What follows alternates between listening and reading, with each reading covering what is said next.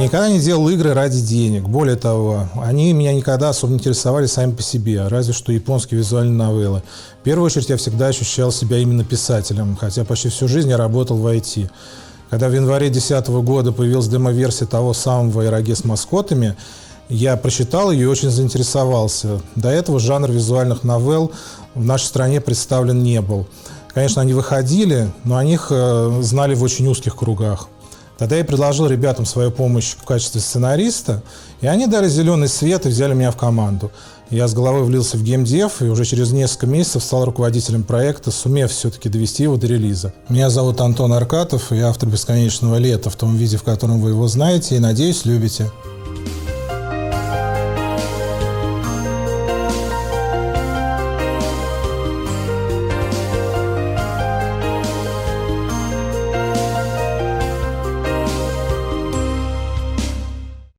Так, в детстве у меня первый компьютер был 286 IBM. Соответственно, там были игры тех времен. Из того, что я помню, там Арканоид был, Принц Персия был, Wolfenstein 3D был, вот самый первый еще до Дума который. Потом появилась Sega, наверное, где-то лет в 6, наверное, в 7, может быть, Sega Mega Drive. К ней был картридж Sonic первый. Я вот в этот Sonic играл упорно, я не знаю, может быть, год, там, полтора. Еще мне Mortal Kombat очень запомнился. Вот все части, первая, вторая меньше, третья. И Ultimate 3. Мы на даче устраивали там целые турниры. И уже, соответственно, на Пентиуме, что мне больше всего запомнилось, это Кармагеддон, ККНД. Это такой аналог Command & Conquer был. Кстати, Command & Conquer мне почему-то не особо нравился, а вот ККНД нравился, обе части, первая, вторая. Dungeon Keeper очень запомнился, особенно первый. Вот в него я много играл, и GTA, первая, вторая. Я и потом уже и в третью, в Сан-Андрес играл. Вот. И Black and White еще первая, вторая. Вот из тех, наверное, периода где-то вот до начала нулевых мне запомнилось. А потом уже в институт примерно как поступил, то есть там 18-19 лет как-то вот меня уже игры на второй план отошли, то есть по большому счету я там, может быть, играл там какую-то одну новую игру в год, может быть, две, когда как. В общем, мало и очень так ситуативно. То есть вот если кто-то рассказал, что вот вышла какая-то новая игра, меня действительно зацепило, там, может быть, я там раз в год скачаю, там, поиграю. Чуть позже того периода, вот как я немножко подзабил на игры, я начал смотреть аниме. Это тоже достаточно такая своеобразная история. Было мне, значит, 22 года, это, как сейчас помню, летом 2008 года. Мне критически нечего было смотреть, то есть какое-то вот кино, сериалы, да. И я вспомнил, что в детстве я смотрел какой-то мультик еще, когда в детский сад ходил, и там, в общем, большие роботы дерутся.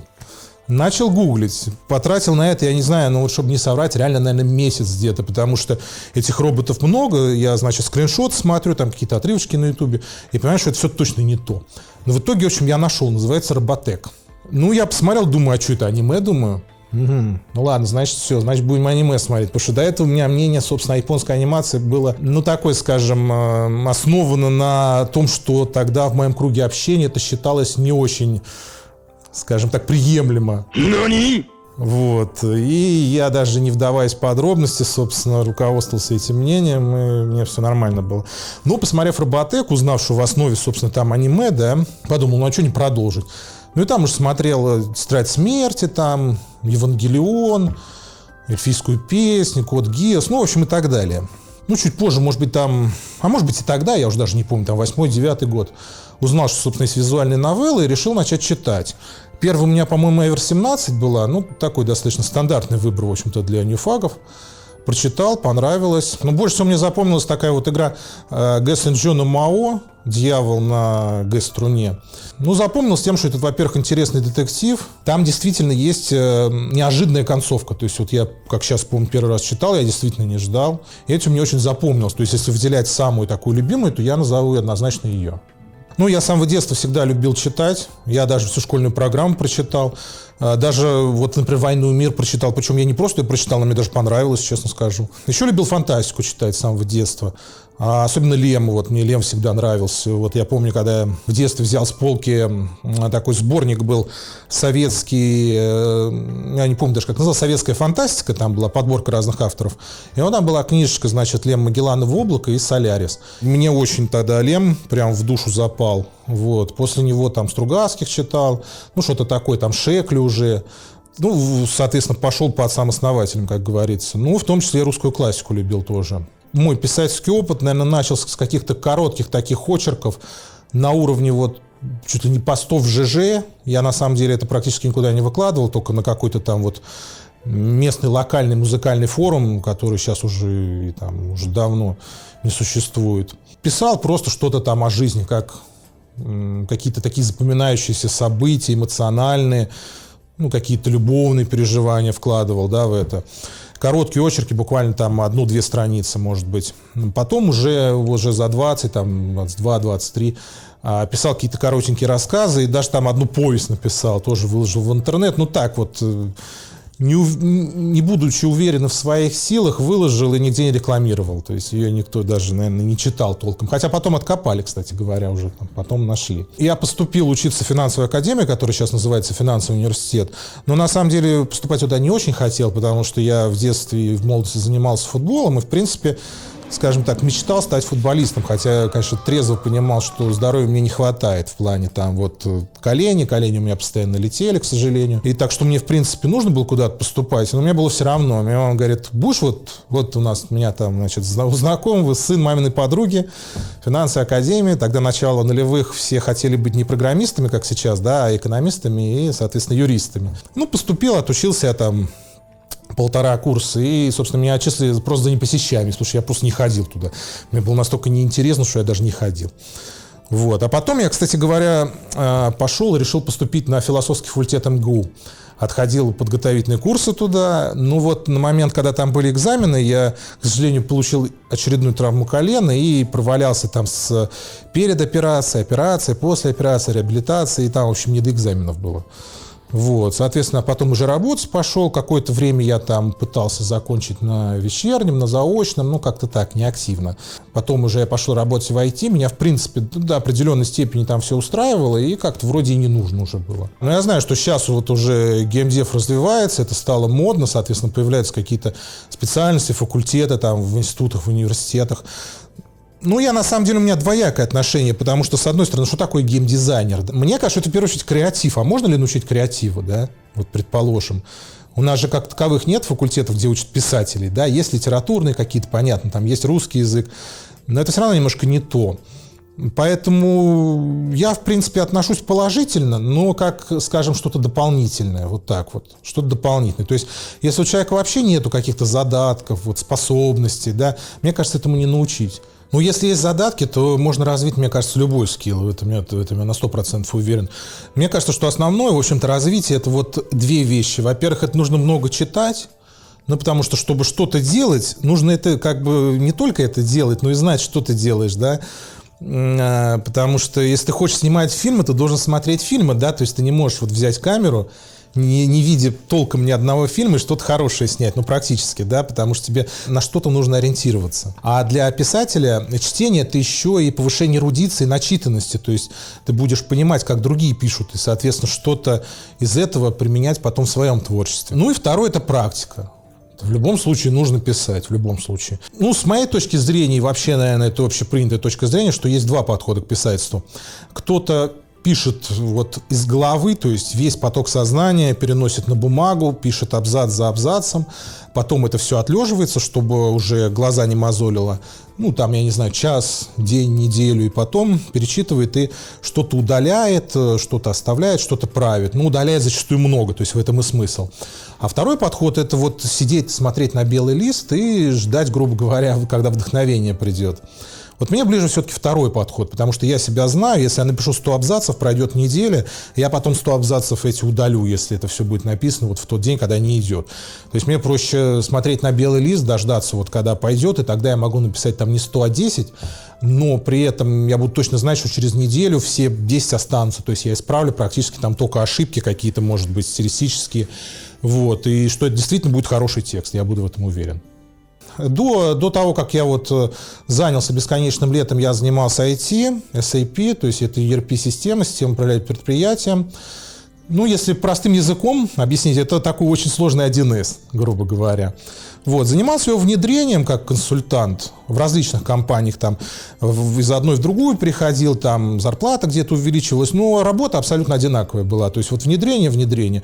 Сам продукт он один, он немецкий, да, то есть менялось только название ООО, грубо говоря, и проекты, а так все одно и то же. Мне на самом деле никогда особенно не нравилось работать в офисах, потому что, если так честно сказать, очень много времени тратится впустую.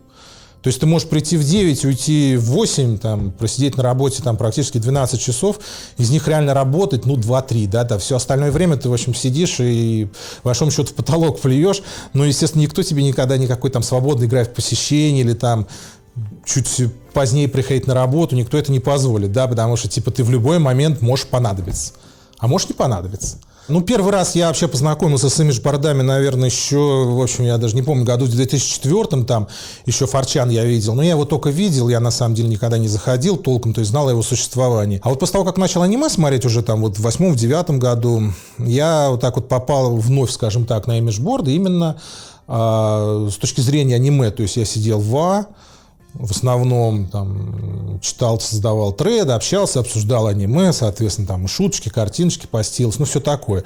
То есть имидж-борды — это, в принципе, идеология анонимности, там нет регистрации, там нет подписи, аватаров, там каких-то ников, да, то есть каждый может запостить, что хочет. Тогда это в России, в СНГ, в постсоветском Союзе входило в моду, это, соответственно, мне тоже было интересно. И вот на Ичане я тогда и наткнулся, собственно, на проект разработки визуальной новеллы с маскотами. Ну, почитал, меня заинтересовало. В первую очередь, что это интересный проект, это такой вот масштабный российский проект, который, ну, теоретически может на каком-то уровне показаться и на Западе, ну и на Востоке в том числе. И мне, конечно, понравился арт, особенно фон, и вот это все меня зацепило, да. Но я говорю, что на тот момент я как-то вот не чувствовал в себе еще сил до демо-версии и следил так, постольку-поскольку, почитывал новости. Но после вот того, как демо-версию поиграл, как-то вот силы появились. Желание, главное, появилось. Ну и, соответственно, я решил, что могу, наверное, чем-то помочь. И в разделе «Вакансии» в блоге было написано: заходите на наш РЦ-канал и пишите. Я зашел, написал, говорю: ребят, вот как бы я там потенциально сценарист, могу, наверное, чем-то помочь. Мне говорят: хорошо, и отправили меня к тогдашнему главному сценаристу, главному, в принципе, единственному, что тоже, наверное, важно. Ну, он говорит: да, не вопрос, вот тебе, значит, ТЗ написать ивент с Леной вечером 3-го дня. То есть он примерно написал, что там должно быть. И я прям сидел, писал там, я не знаю, там целый день или 2 дня, там чуть ли не сутками писал, проверял, что-то вычеркивал, там редактировал, в общем, очень так это. И деятельно к этому подошел, и времени на это много потратил. Показал ему, он так подумал, сказал, что как бы, ну, неплохо, но не мои герои, то есть вот как бы ты описал своих, то есть это не похоже на то, что вот как я их себе представляю. Ну, я, честно говоря, расстроился, потому что я и вроде как и сил потратил, и все. Показал остальным участникам, ну, остальным всем понравилось.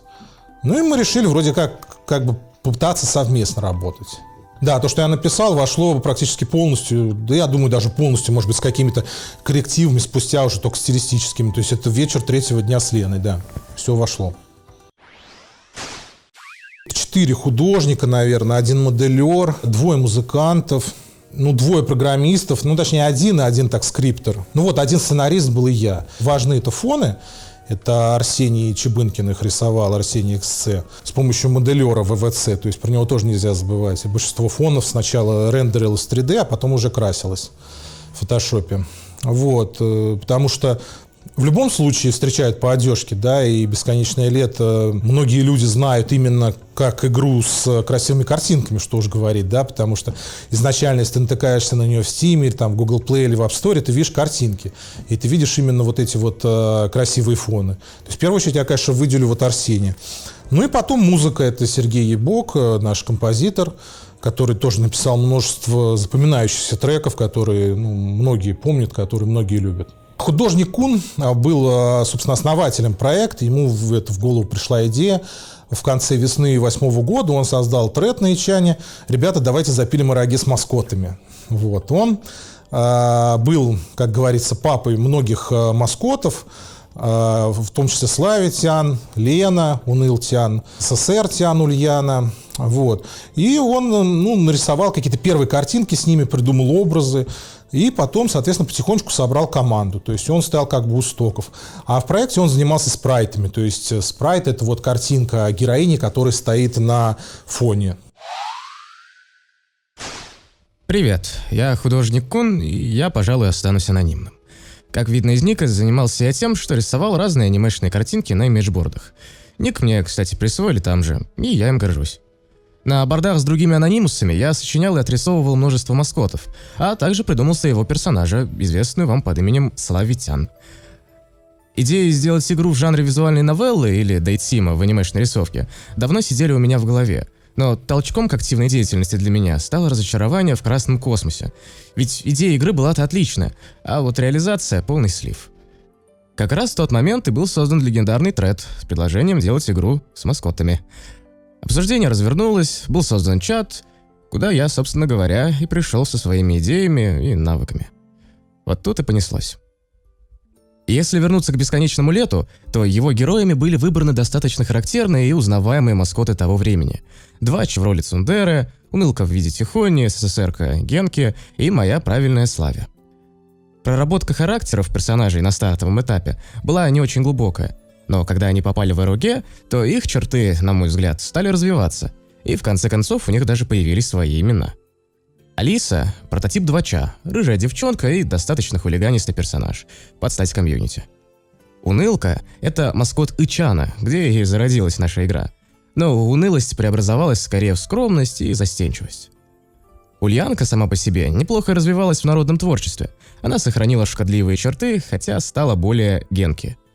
Славя в целом взяла на себя роль пай-девочки. По ходу разработки начало добавляться много новых персонажей. Для баланса были введены и другие парни. Сыроежкин, затем Шурик. Почему именно они? Да просто так. Коллайдер Тян в образе Виолетты, когда в сценарии начала зарождаться мистика. Юля или же Ювао Тян, потому что Нека уши — это классно. Когда возникла нужда во второстепенных персонажах, то внезапно возникла Женя-библиотекарь. Появление же Мику для меня загадка. Она появилась в игре с самых первых спрайтов, даже раньше Юли. Наверное, о всех героях можно говорить очень много. Тогда создание «Бесконечного лета» было похоже на бурлящий котел. Туда вбрасывали идеи, и они тут же приживались. Обрастали деталями, образами и подробностями. Никакой схемы прямой не было, чисто спонтанный процесс. Когда я попал в проект, на самом деле люди были очень счастливы тем, что наконец-то выпустили демку. Потому что я их могу понять, на это было потрачено много времени, сил на сборку, на тестирование, на отлов багов. То есть они выпустили и уже сидели как бы и смотрели на реакцию. То есть оценивали ее и думали, что как лучше сделать. Вот. Но оказалось, что на самом деле как такового текста дальше нету. То есть вот 2 дня демки, потом чуть-чуть было написано там 3-го дня, какие-то куски, отдельные ивенты там из 4-го, и все. То есть на самом деле какой-то цельной концепции не было. Там была огромная свалка TXT-файлов просто в блокноте, да, где кто-то писал идеи там скопипащенные из тредов там еще 8-9 годов. То есть такая огромная свалка идей, из которой, в общем-то, что-то цельное, но сделать было абсолютно невозможно никому. Вот. Это меня на самом деле немножко удивило, и я как-то вот стал заниматься разработкой какой-то общей концепции, то есть составлением синопсиса элементарно, да, чтобы понимать вообще, откуда мы идем, куда мы идем и как мы до туда дойдем, что самое главное, да, то есть весь этот путь нужно было описать, скажем так, тезисно. Вот, то есть изначально, в том числе и мне, ставили задачу сделать вот это. Я накидал какой-то синопсис, какое-то вот описание дней, описание концовок, и после этого уже стали дальше работать.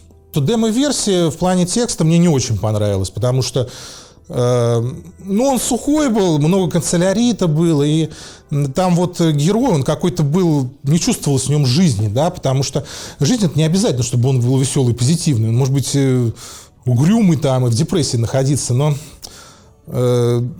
нужно, чтобы читатель его чувствовал. А вот я, когда прочитал, я не почувствовал этого Семена совсем.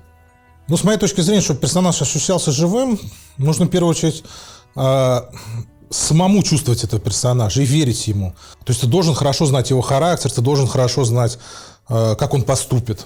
То есть это не то, что ты себя пишешь. Себя писать неправильно на самом деле. Он может быть твоим братом или близнецом даже, да, с похожим характером, но это должен быть не ты, это всегда нужно разделять. Но при этом все равно он должен быть очень знакомым человеком, это важно. И вот если ты действительно с ним знаком, если ты действительно его знаешь, тогда да, тогда тебе поверят. Ну и как-то так все получилось, что, в общем, мы начали работать, и этот сценарист предыдущий, он просто пропал, да, то есть мы обсуждали, как мы будем работать вдвоем, там какие-то вот такие рабочие моменты. Он сначала перестал выходить на связь, но, как мне говорили, для него это нормальная ситуация, то есть он часто пропадал там на неделю, бывает на 2, никто не волновался. А потом, спустя уже там 2-3 недели, месяц, просто мы начали понимать, что все, нету парня. И он так и пропал с концами, и все, больше на связь не выходил вообще никогда. И спустя, я не знаю, месяц или полтора мы поняли, что придется дописывать меня, потому что больше никого не было. Вот. Ну и в дальнейшем, когда я уже написал синопсис, когда был понятен вектор дальнейшего развития, что и как делать, да, мы начали потихонечку работать. Ну и поскольку все-таки это визуальная новелла, да, она хоть и визуальная, но это новелла, то есть это роман, да, визуальный роман, то основное это все-таки текст. То есть художники рисуют по тексту, по заданиям. А поскольку я пишу текст, я придумываю, то я даю задания. Ну и поскольку, в общем-то, по большому счету получается, что я всем задания даю, то я вроде как и руковожу, ну и это как-то само так, наверное, получилось, да, что основная функция руководства как такового, она легла на меня. До прихода Антона РАГ пережила много разных этапов. Вначале игра находилась практически в открытой разработке. Вбрасывались тонны идей и маскотов. Писались какие-то краткие доки, все, кто мог и хотел, продвигали свои идеи. И из этого сценаристы, которых на том этапе было как минимум 2, пытались создать наше общее творение. Конечно же, были споры, ругань и прочие стандартные процессы. Никакой четкости, полная анархия.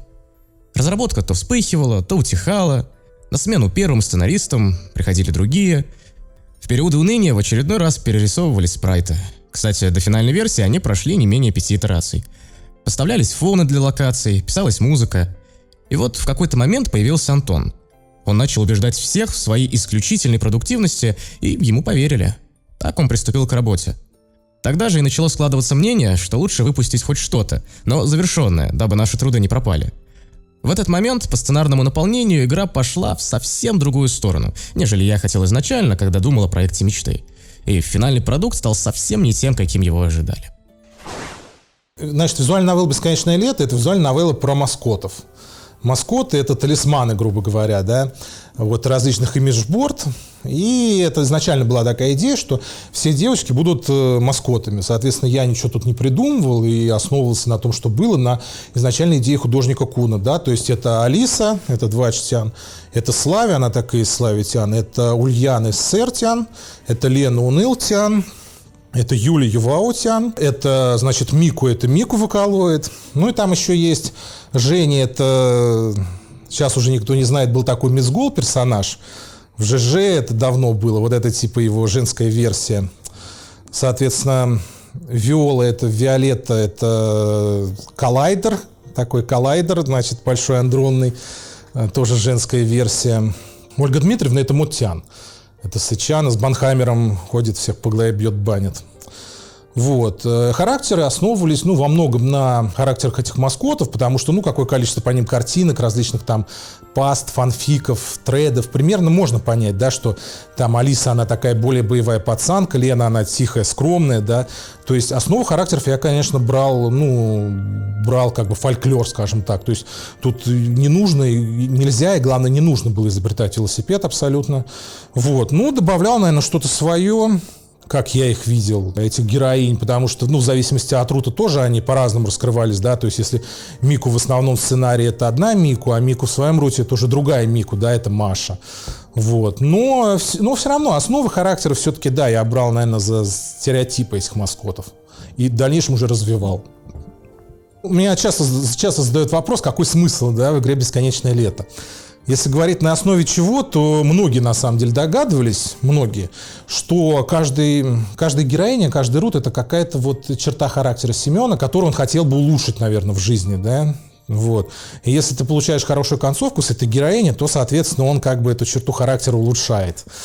Вот. А какая черта там, какая героиня, это я все-таки хочу оставить до сих пор как бы на усмотрение читателей, чтобы они догадались и сами это все поняли.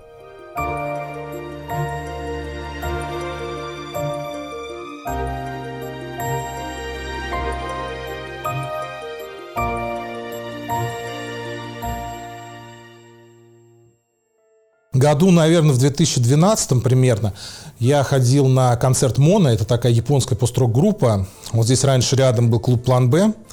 Ну, такой достаточно известный рок-клуб в Москве. И мне так этот концерт понравился, прям в душу запал. Там и очень визуально было, атмосферно, там дым, светомузыка, играют они отлично. Я прям очень расчувствовался. Пришел домой и написал концовку Лены, потому что тогда она у меня висела, и я не мог никак придумать. Я хотел что-то вот такое действительно эмоциональное, но этих эмоций у меня не было, как я говорю. Я не пишу там сотни текстов и потом удаляю. Я стараюсь поймать вот именно те слова, те буквы, которые потом буду считать значимыми, годными. Вот. И я пришел и прям сходу, буквально там за 30 минут вот всю эту концовочку написал. И, как говорится, писал и плакал в прямом смысле. И закончил и понял, что это вот действительно будет годно.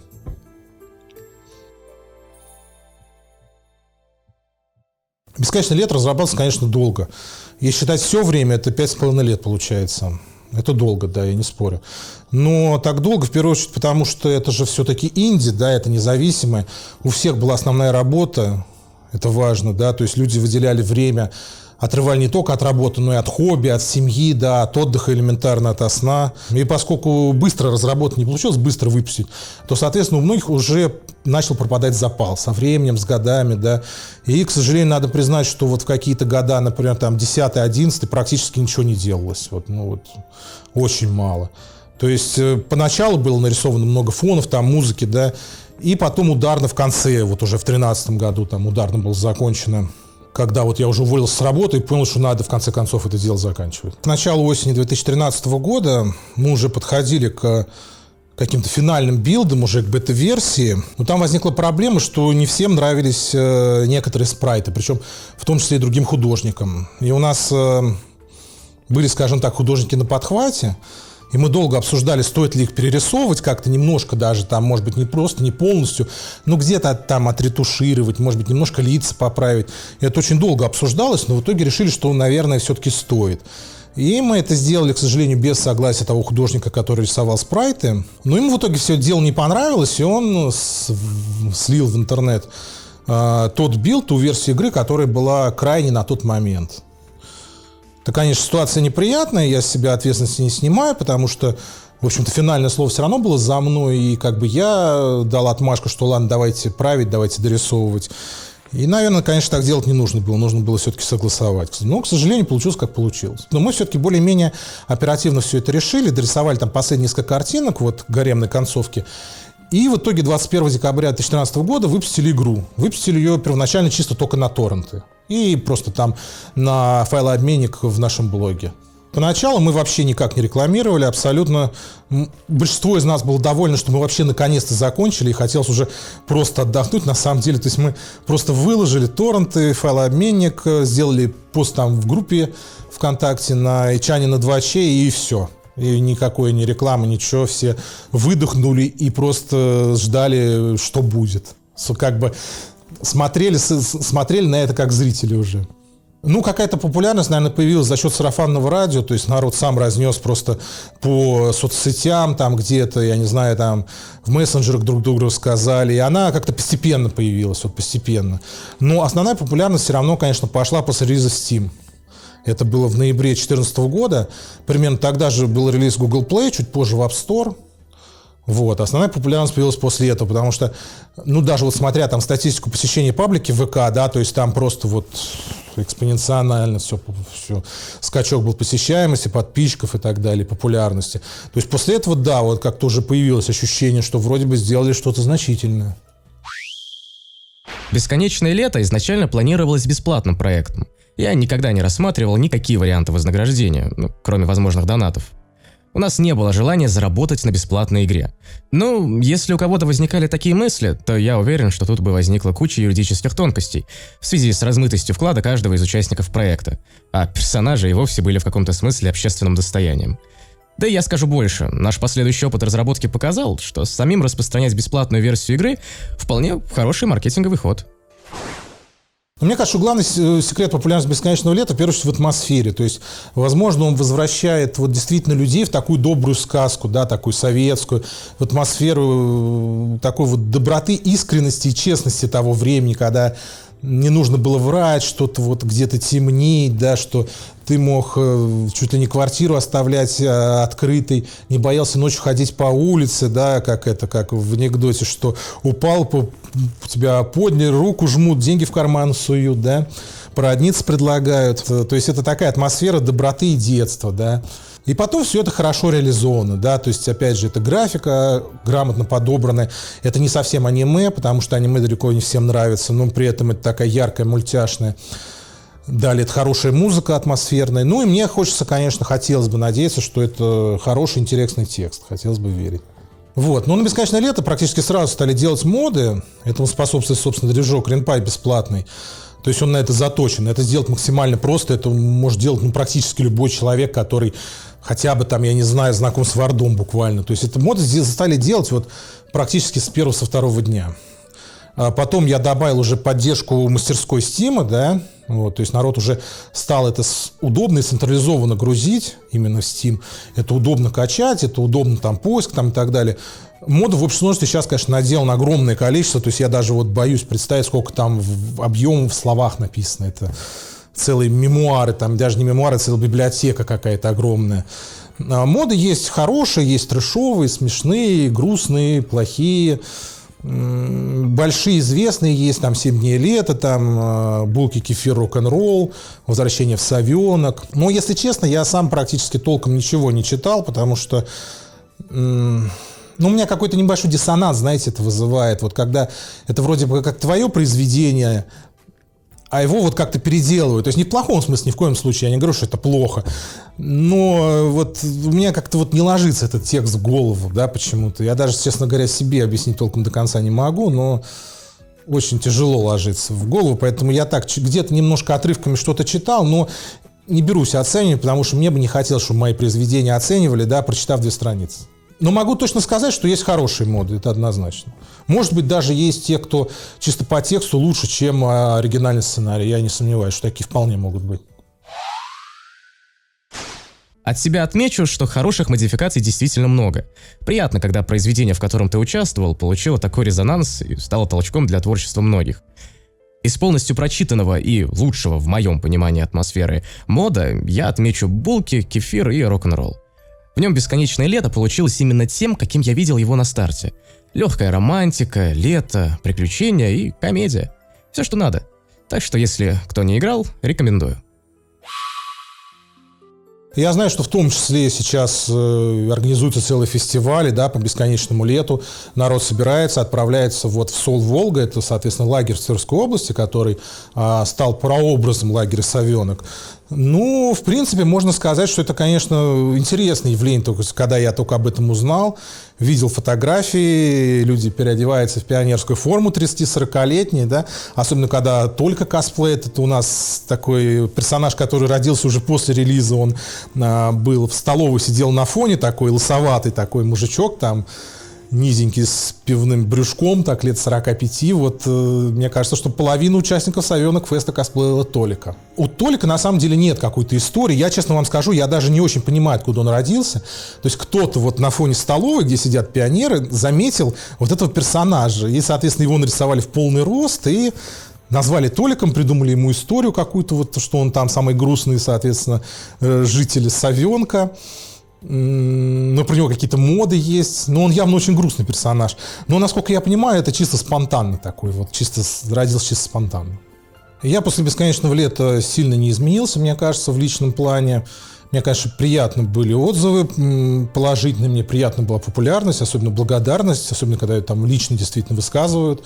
Но как человек, мне кажется, сильно я не изменился. Вообще вот по характеру я очень самокритичный, даже не то, что самокритичный, я очень много занимаюсь самокопаниями различными, да. Мне всегда кажется, что я что-то недостаточно хорошо сделал, да, поэтому когда вот мне даже лично говорят там спасибо, часто действительно бывает, люди говорят, что там твоя игра там жизнь мне изменила, мне как бы это приятно, но, знаете, наверное, где-то в глубине души я до конца не могу в это поверить. Поэтому, вот, наверное, это главная причина, что я не чувствую каких-то глобальных изменений. может быть, больше в каких-то бытовых аспектах, да, что до этого я работал в IT, а сейчас я профессионально занимаюсь играми, да, то есть, может быть, только вот в этом плане. В личном я бы не сказал. Я же благодаря бесконечному лету набрался опыта разработки. Стало понятно, что даже неподъемные задачи можно решить, если не опускать руки. Популярность на меня не сваливалась, да мне и не хотелось бы этого. Я просто рисую картинки. Рисование для меня, прежде всего, это фан, и я не хочу загонять его в коммерческие рамки. Мы были просто группой анонимусов, которые собрались вместе покопать и попилить игру.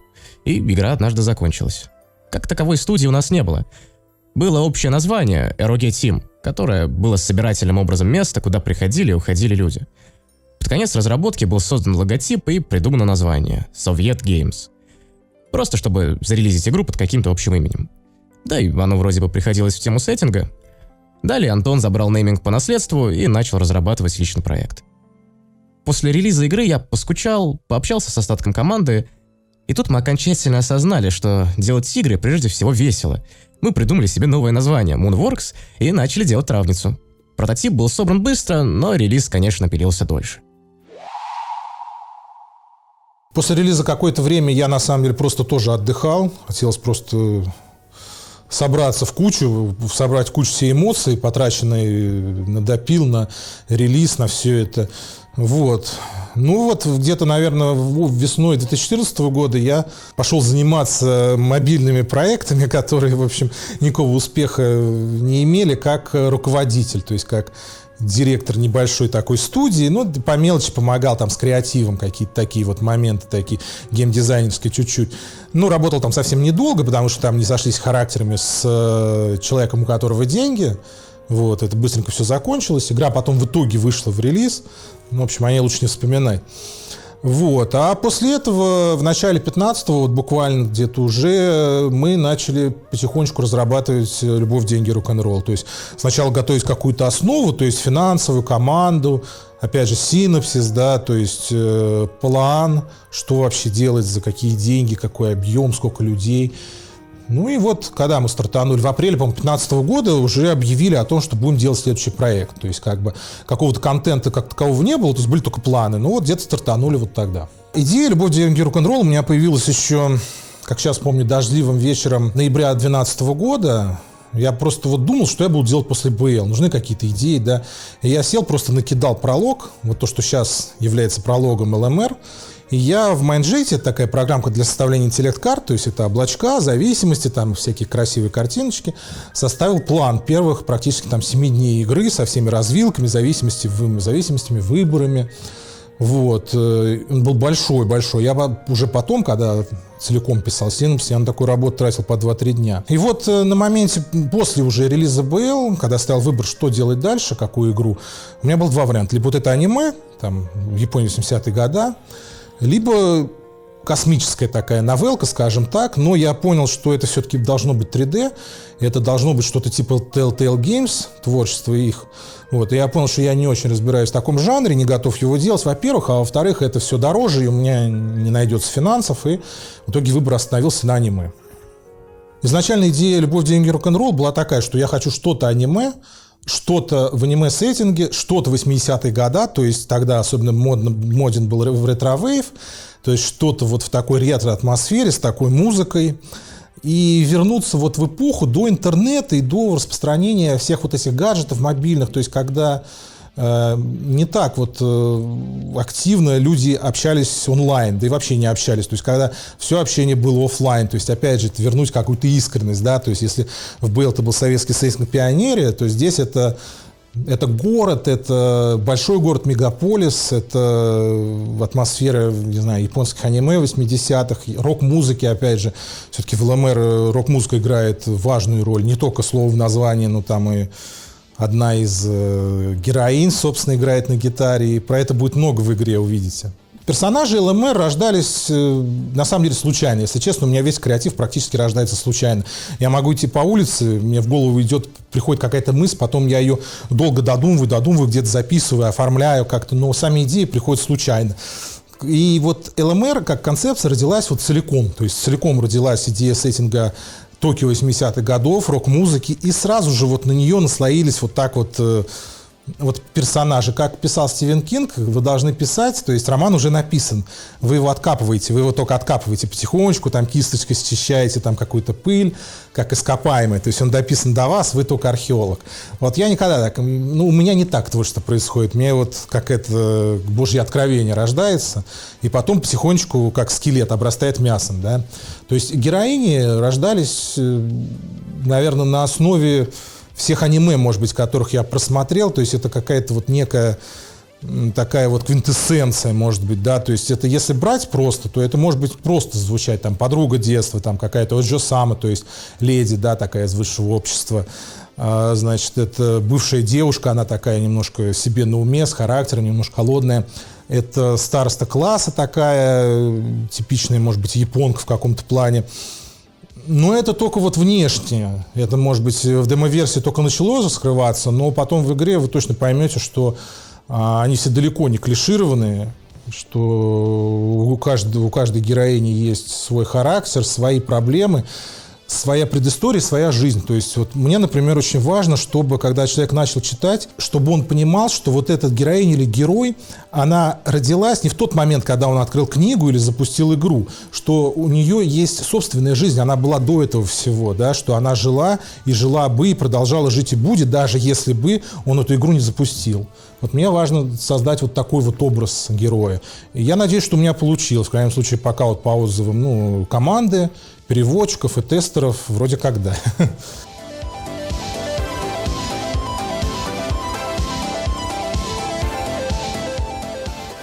После релиза «Бесконечного лета» стал, собственно, вопрос, что делать дальше. Ну, это логично, у любой команды такой вопрос встает. Ну и мы поняли, что, наверное, не все из нас хотят... Во-первых, игры не все хотят делать, а даже из тех, кто хотят, не все хотят этим заниматься профессионально. Да? То есть не только получать за эти деньги, это не самое, может быть, даже главное, а именно нести такую же ответственность, находиться под таким же прессингом, соблюдать сроки и отдавать 100% своего времени именно этому занятию. Поэтому кто-то ушел, кто-то остался со мной. То есть сейчас над проектом работает, собственно, вот Арсений Чебынкин, про который я говорил, и моделер ВВЦ. И я, то есть вот 3 человека из команды, которая разрабатывала «Бесконечное лето». А из оставшихся кто-то закончил с играми, а кто-то их делает вот так же, как бы в процессе, как хобби. Да, мы люди творческие, и нам скучно сидеть без дела. Мы в Moonworks решили провести эксперимент и сделать логическую игру в аниме-стиле. И именно про Славию. Во-первых, потому что я автор этого персонажа, и мне проще было с ним работать. А во-вторых, почему бы и нет? Плюс ее образ изначально очень такой славянский, поэтому ей неплохо подходило жить в избушке и собирать травы. Эксперимент оказался, на мой взгляд, успешным. В травницу играют. Но игра, конечно, совсем простая и маленькая. После травницы мы стали думать, чем же заниматься дальше. Можно было бы попробовать сделать мобильную гачу, но это серьезный бизнес с поддержкой и прочим. В этом смысле независимые небольшие игры проще. РПГ было бы хорошо, но тут нужны кодеры с движком, моделлеры и так далее. Опять же, требовалась компетенция, которой у нас нет. Поэтому мы продолжили работать в рамках жанра визуальных новелл и начали проект «Эон». В этой игре я один из тех, кто задает основное направление развития сюжета, и я надеюсь, что она выйдет гораздо ближе к моей идеальной визуальной новелле. «Эон» — это вновь игра про приключения главного героя в летнем лагере. События разворачиваются в альтернативном, хоть и не очень далеком будущем, где сайенс-фикшн в угоду сюжета порой перекашивается в фантастику. Ну и элементы научпопа присутствуют. Наверное, мы делаем тот мир, в котором лично нам было бы интересно побывать. Честно говоря, я не знаю, стоит ли ее ждать фанатам «Бесконечного лета». Наверное, стоит, но не потому, что они фанаты БЛ, а потому, что читают визуальные новеллы. Сеттинг может, с одной стороны, показаться близким. Условные пионеры, но в будущем. Место действия — лагерь Волга, который был прототипом Совенка. Однако же все персонажи оригинальные, и не стоит в них искать прототипов маскотов. Хотя, в качестве сайдовых персонажей мы не исключаем пасхалок. Ну, начинали разработку ЛМР мы, наверное, очень небольшим штатом, буквально 3 человека, художница, музыкант и я, потому что, изначально хотели там нарисовать какие-то концепт-арты, там где-то образы персонажей, да, какую-то основную музыку, а потом уже расширяться. В итоге это сделали, расширились потихонечку, и, наверное, основная команда была, примерно столько же, там около 10 человек, то есть несколько художников, художник по фонам, моделер, несколько музыкантов, программист, я. Вот. Ну, плюс появился у нас еще продюсер, скажем так. То есть, ну, он больше такие, наверное, функции выполнял, такие бытовые. То есть, где-то скрипты, где-то помощь там по артам, что-то оценить вот так вот визуально, там какие-то замечания сделать, такое, общие моменты.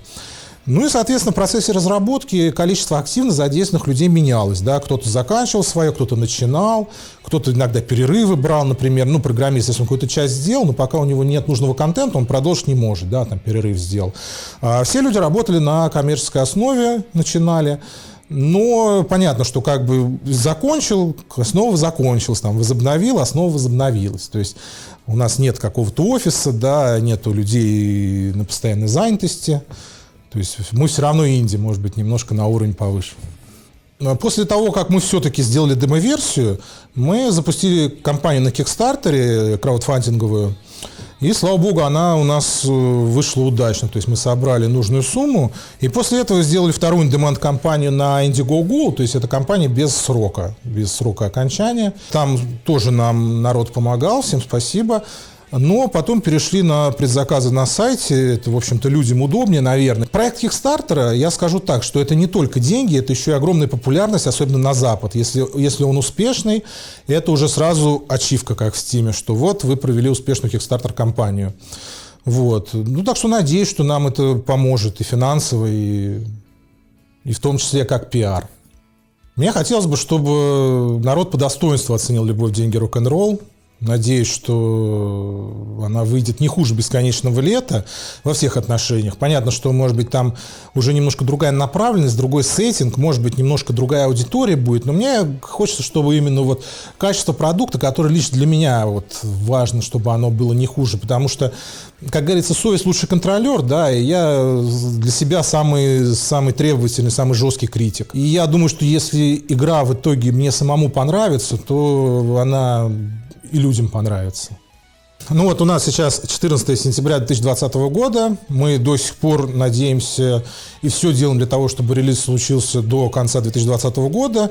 Ну, скорее всего, это, конечно, в самом конце года уже будет. Вот. Но на данный момент план в силе, мы все для этого делаем. Ждать осталось недолго.